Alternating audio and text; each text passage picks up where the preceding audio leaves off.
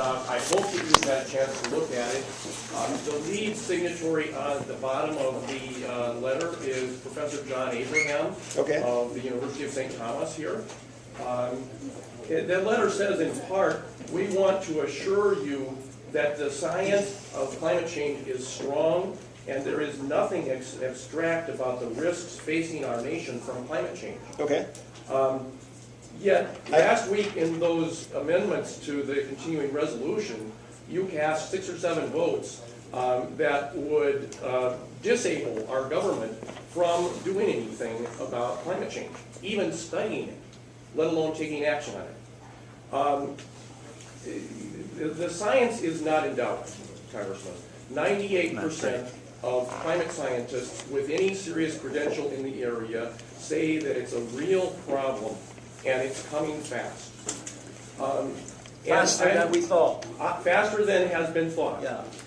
I expect that you may say that, you know, with the economy not strong, it's not a good time to put any extra trammels on the economy, which, you know, it might cost something to deal with climate change.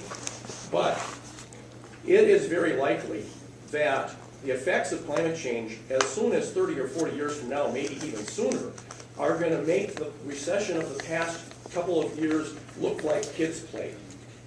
So, in the interest of your daughters, my kids, everybody in this room who has 10 or more years of life expectancy left, because the problems are already coming and showing themselves, like in the spike in wheat prices and bread prices around the world, will you meet during the next recess?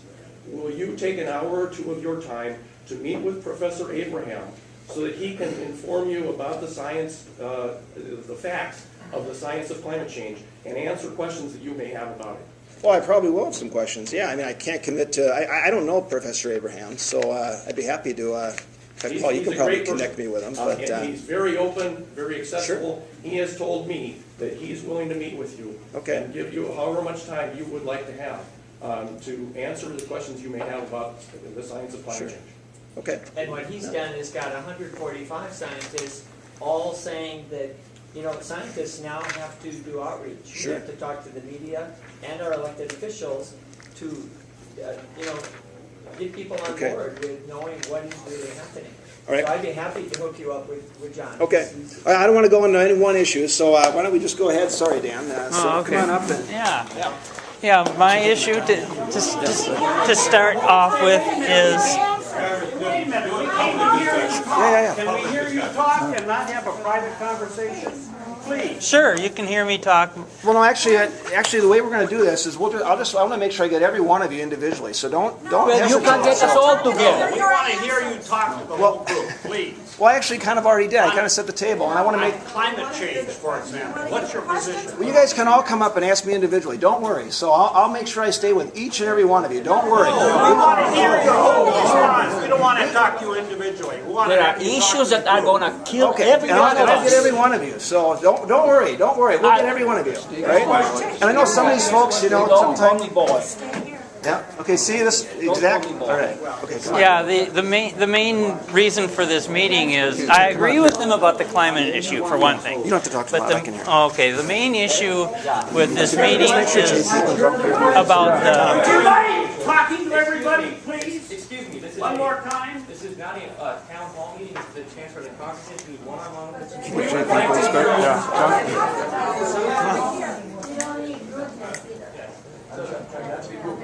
Okay, go ahead.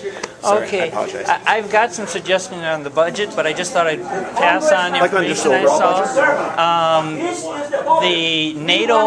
Some of the NATO nations have called for America to respond because they want to create a no-fly zone over Libya.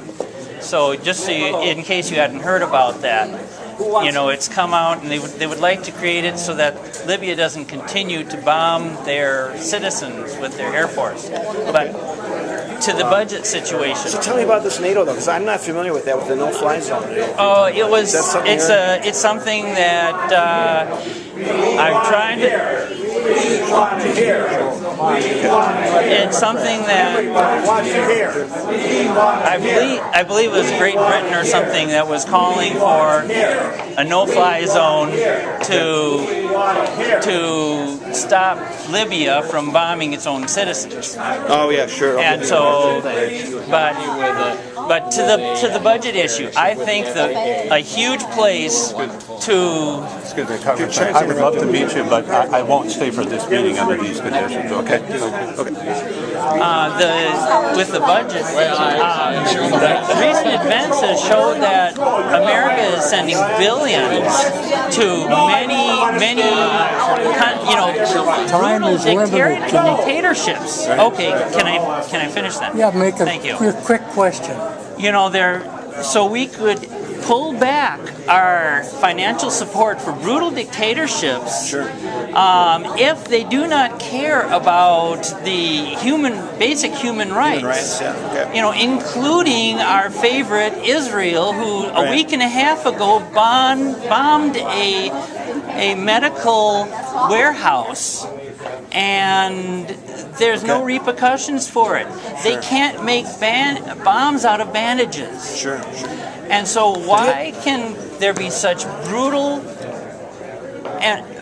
treatment of the Palestinians happen, and we give them $4.5 billion a year? Sir, your time is up. Oh, Do you have some literature that you can pass do you have along any to more me? information If on you that? email me? Would be good. literature, I can send you to several. summarize what we're talking about. Do you have some more? Do you have some more background, maybe too? Because we've started to hear more. We started to hear more about like foreign aid and stuff. Oh, yeah, She's sure. part of the budget now. So no one knows that Israel bombed I hadn't heard about week that. and a half ago. Well, that's because it's Israel.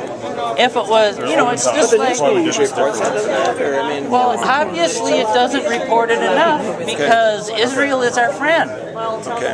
and they can get away with brutal attacks of the Palestinians. Yep, that's what today's format was. It's In different Egypt, than there was a town hall, 2 million open, which we had last man week. march, if you want to call it that, Sure.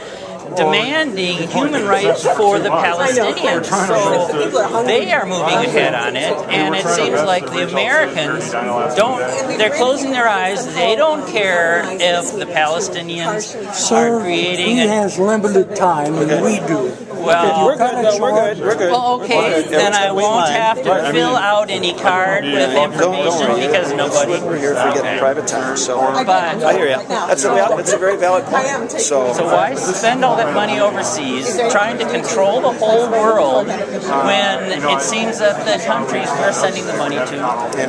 And why is America trying to put in a kill switch for the internet?